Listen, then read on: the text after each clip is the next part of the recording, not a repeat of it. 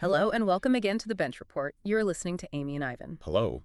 Today, we're embarking on an exploration, really, of a truly pivotal moment in Britain's story, Windrush Day 2025. That's right.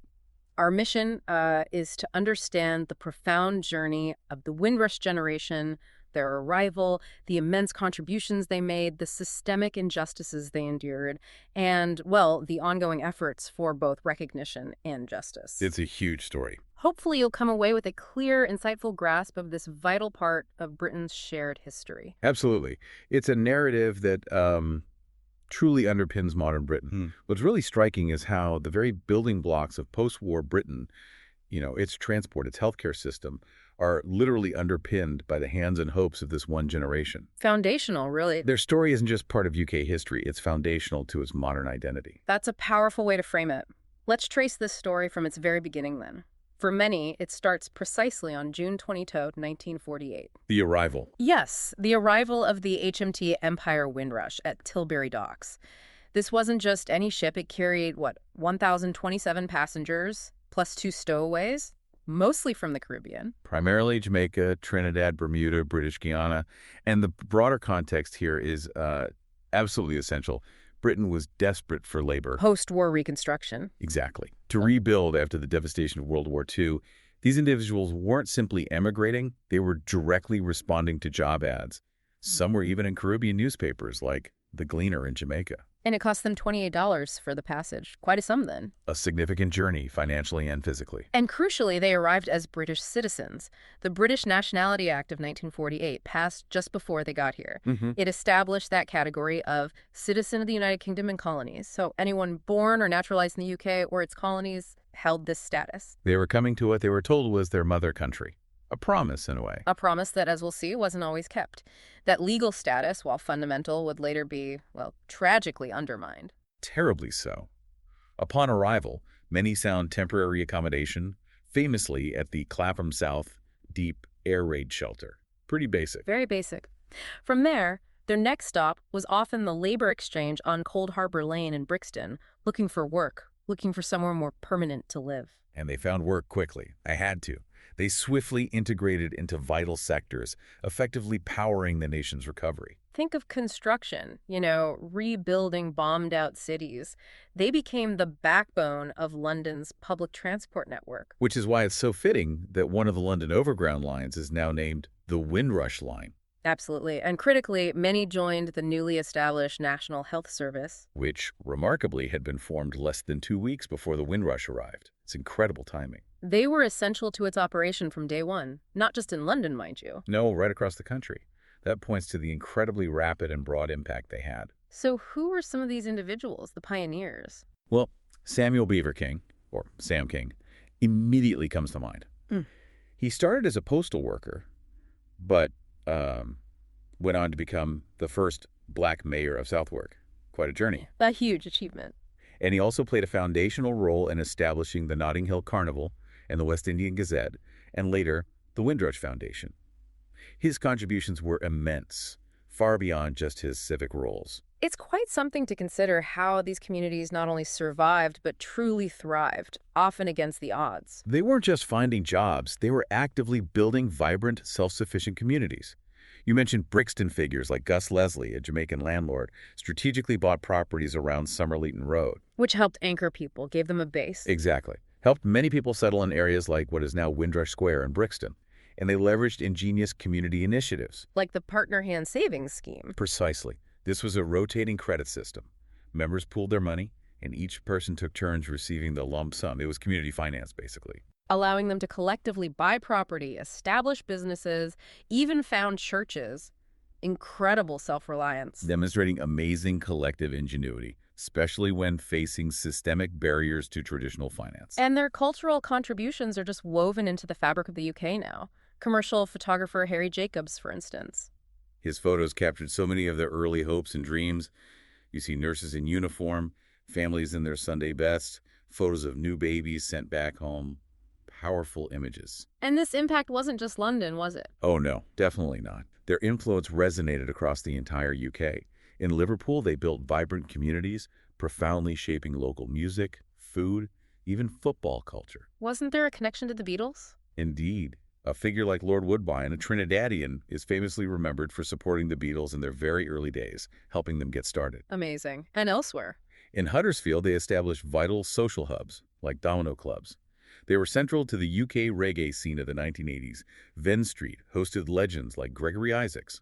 And local documentaries like Kirk Lee's local TV's Windrush Wise Words are so crucial in preserving these specific local stories. Brixton itself, as you said, became a genuine melting pot, embracing diverse communities: Nigerian, Irish, Portuguese, West Indian, Spanish, Latin American, white working-class families. A picture of incredible cultural richness. But we have to confront the other side, the harsh reality. The infamous no Irish, no blacks, no dogs signs on boarding house doors.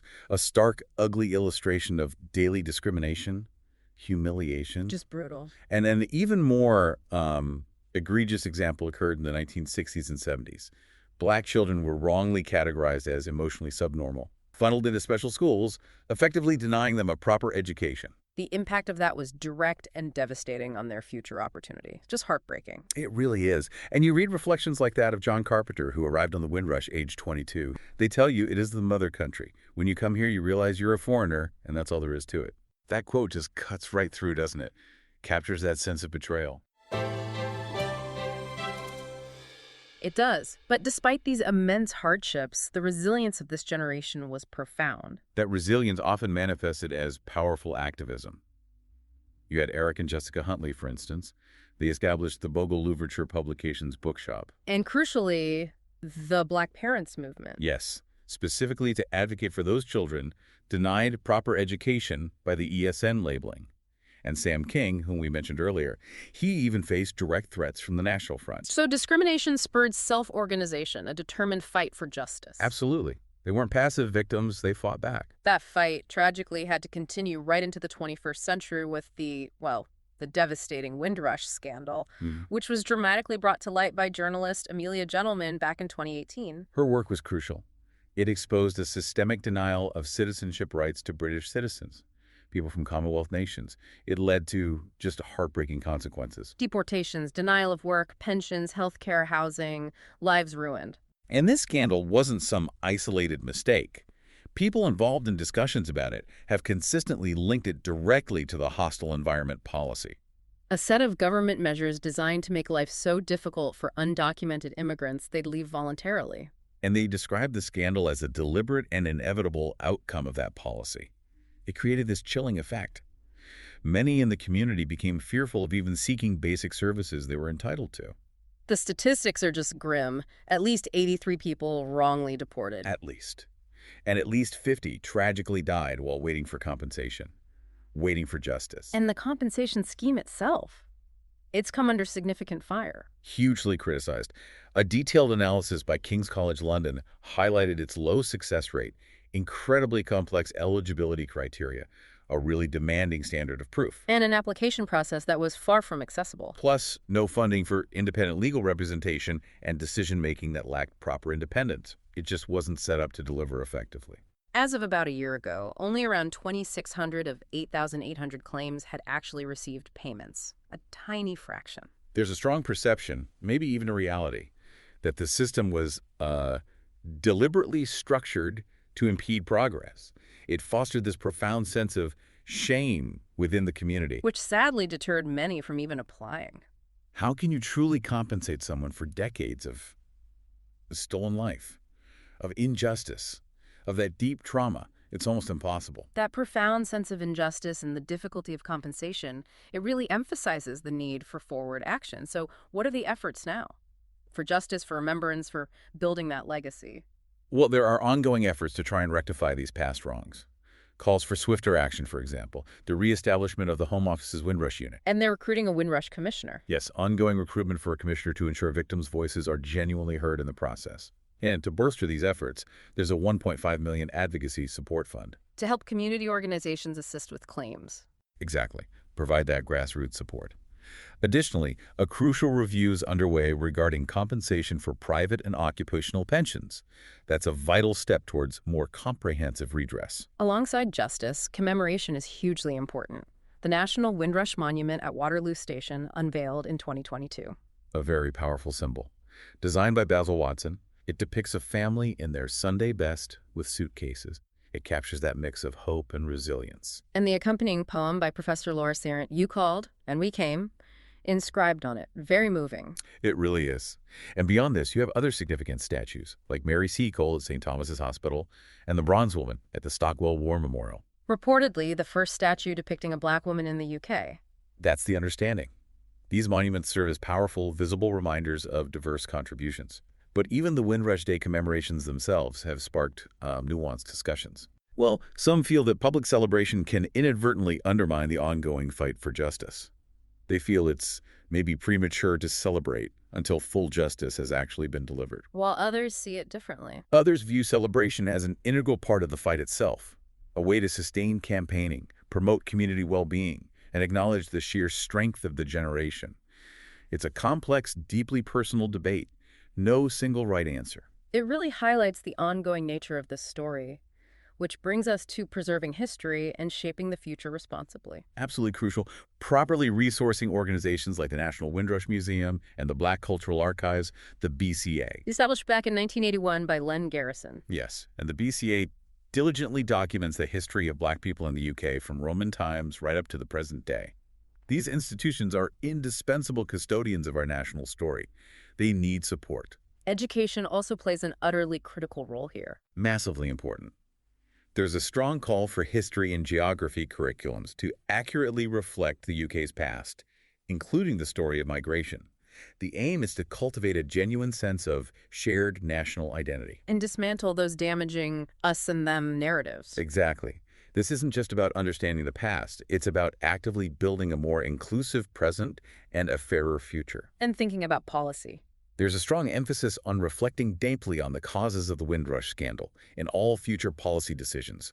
Things like the introduction of e-visas, for example, to ensure such injustices are never, ever repeated. Learning the lessons. And a crucial insight is that Windrush shouldn't be viewed in isolation. It needs to be seen as part of a continuous thread of structural injustices, including colonialism, empire, slavery, that tragically continue to manifest today. You see it in health inequalities, racial inequalities. It's a long shadow. Which brings us full circle, really, to the enduring spirit of the Windrush generation, despite everything. Immense adversity, systemic discrimination, betrayal. They demonstrated incredible resilience, an unbreakable spirit. The sentiment is so clear. Britain would not be Britain without them. Their contributions are just so deeply woven into the very fabric of British life. Their journey is a powerful reminder that history is rarely simple. It's not a linear progression of triumphs. It's complex. Filled with human lives, human challenges, and incredible human strength. Recognizing this complexity allows us to learn, to grow, and hopefully to ensure that such injustices are never repeated. The story of the Windrush generation is certainly an enduring legacy. Understanding this history feels crucial for building a fairer, more inclusive society for everyone. Their journey really challenges us, doesn't it? To consider what it truly means to belong and how we ensure a just future for every single thread in Britain's rich tapestry. And ultimately it reminds us, as the quote goes, that we have far more in common than that which divides us. As always, find us on social media at Bench Report UK. Get in touch with any topic important to you. Please do. Remember, politics is everyone's business. It truly is. Let's take care. Take care.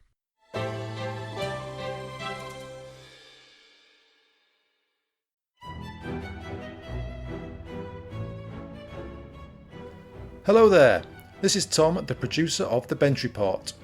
Listener suggestions are vital to my mission of making politics more accessible and accountable. So, if you have an issue that's really important to you, personally or professionally, and want to know what those in power are doing about it, please get in touch via email or via our socials at Bench Report UK. I'll grab another coffee and start scanning those parliamentary archives.